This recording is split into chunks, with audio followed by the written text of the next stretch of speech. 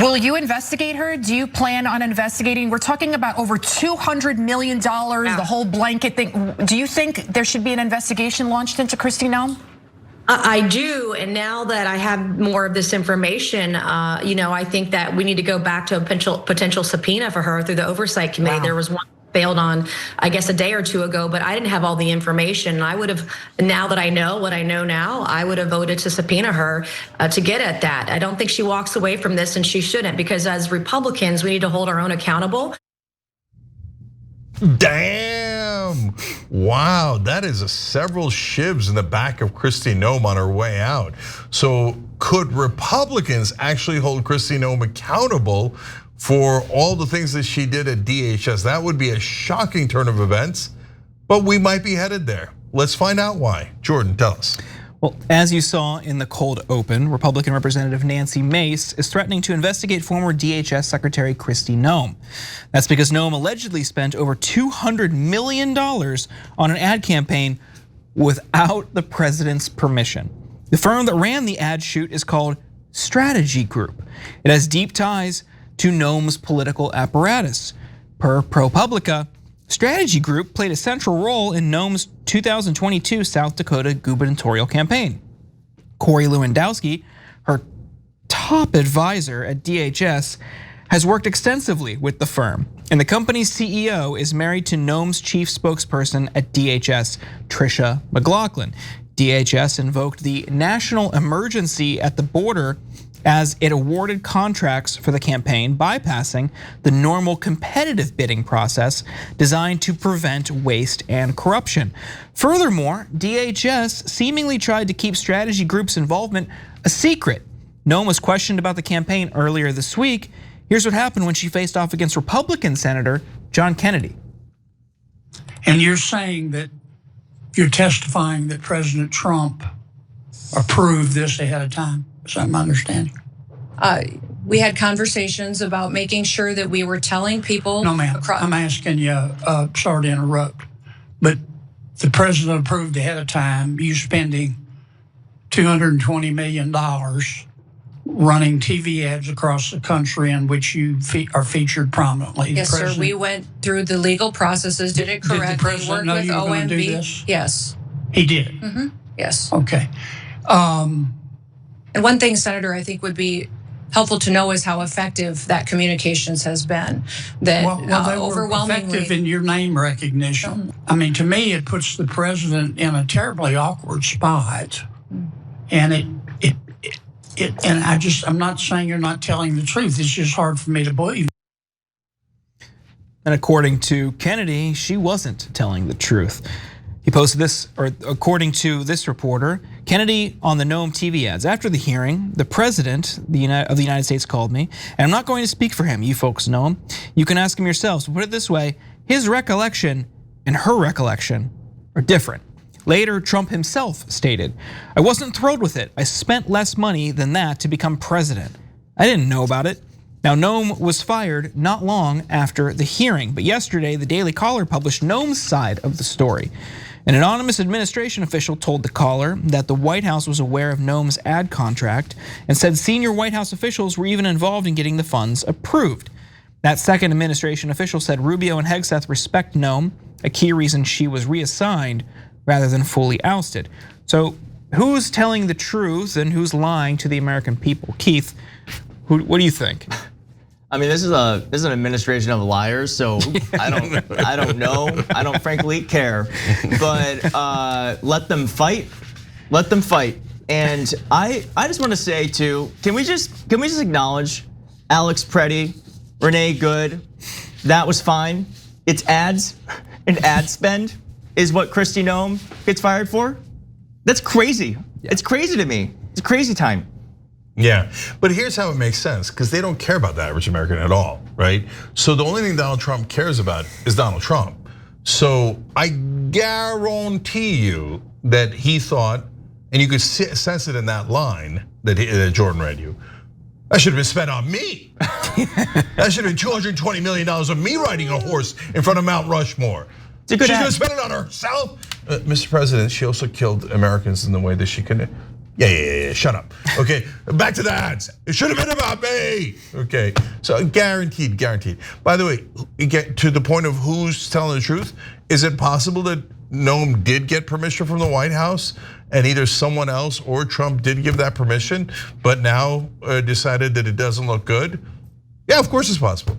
Trump tells people to do stuff all the time that doesn't make any sense, and then once they get in trouble for it, he goes, "It wasn't me," and throws them under the bus.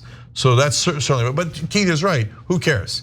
They're all like there's important issues where differences within the Republicans will make a big difference, or might, politically and policy-wise. For example, a split on war is very relevant. A split on Israel is very relevant, right? A split on Kristi Noem's career is irrelevant. Don't care, okay?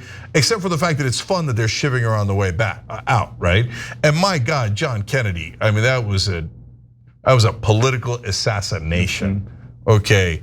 That was clean, boom.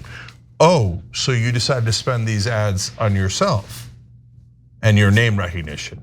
Are you sure the president knew? Because I don't think the president would like that. Because then even if Trump did know, he can't say he knew, because Kennedy just said, I'm sure the president wouldn't like that because that's bad. So then Trump has to throw it like a hot potato, even if he did originally authorize it, which I suspect he didn't, to be honest. If I had to guess in this irrelevant who's worse scenario, right? But the Trump I know would be like, no, me, those ads about me, right?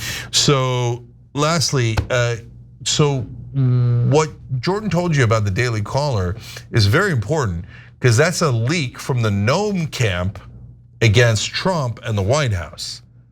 Politically, that is a very bad idea, okay? What Noem should do if she cared about her career is, of course, I'm an agent of S.H.I.E.L.D. I will now be the new Venezuelan vice president, okay? And I'll take over DHS in Venezuela too. Okay, so that's what she should do. This trying to fight them, where are you gonna go? You're gonna be a Democrat? No, okay. So there's nowhere else to go. You're not part of like any principled opposition like Marjorie Taylor Greene or Tucker Carlson is to the war. Your only home is in the land of the corrupt. And so if you start fighting with them, we'll never hear of Kristi Noem again. And to be fair to her, she has to be sitting there at home now thinking, so this is where we drew the line on fraud? Like after Donald Trump released all of the white collar criminals in the country, after he took money into his freaking meme coin, right? And his nonsense cryptocurrency, you draw the line here on fraud? Well, sad day for you. You know why, by the way? Because that wasn't fraud done against you guys. That was in Trump's mind, fraud done against him, because he should have been the beneficiary of those ads. Yeah.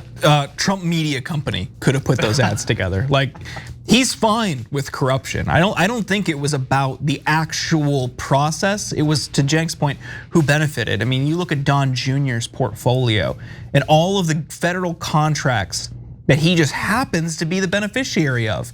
He just happens to get appointed to new board seats or advisors at companies that just by luck end up with Defense Department contracts. Wow, what are the odds?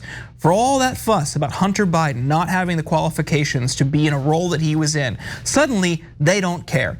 So I think that that's part of it, but there's another more superficial aspect here, because to Keith's point, they don't care that DHS agents killed American citizens, multiple American citizens. They don't care that multiple American citizens who had been illegally detained by DHS were in the room staring her down, and she couldn't even turn around and acknowledge them, and defended the violation of our civil liberties, something that the Republicans, the conservatives, purportedly care about, is so sacrosanct that they have to die on the hill of the Constitution. They don't care. That didn't matter. It was this, but I think the superficial angle here is she looked weak.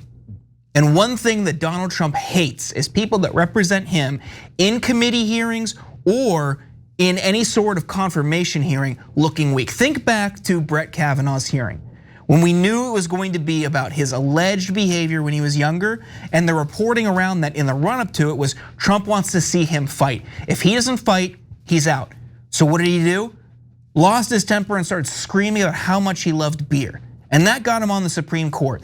It is so unbelievably vapid and superficial with him. And Kristi Noem got clocked by John Kennedy and Tom Tillis. That clip wasn't in there, but he hammered her.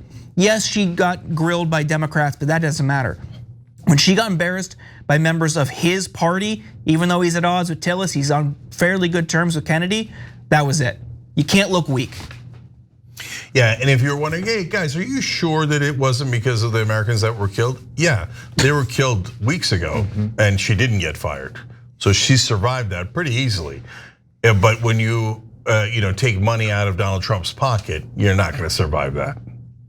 That's way more important than American lives too. I just thought it was interesting Congress did its job for a second.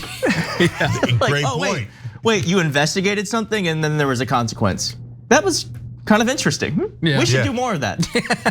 Yeah, that's why I kid around about foghorn leghorn, right? Because John Kennedy, when he wants to grill someone, he ends them. He ended one of Trump's judicial appointments before. He was asking him about like, hey, would you go to Bozo Law School? Where'd you go, right? And I don't remember exactly what he said, but he eviscerated the guy. He wasn't a lawyer. Yeah, he was a blogger that Trump nominated to be a judge. Yeah, he made so much fun of him. That's why Kennedy is so hilarious and like politics is funny, because that same brilliant guy will then turn around and say the dumbest things on purpose to get more votes. Like he'll pretend he's dumb, right? And be like, oh golly gee, I don't know. Okay, I mean that's my ass. And it's this was my ass. Told you. Should we get into why we have some beers? Thank you. Yes. Every time you ring the bell below, an angel gets his wings. Totally not true, but it does keep you updated on our live shows.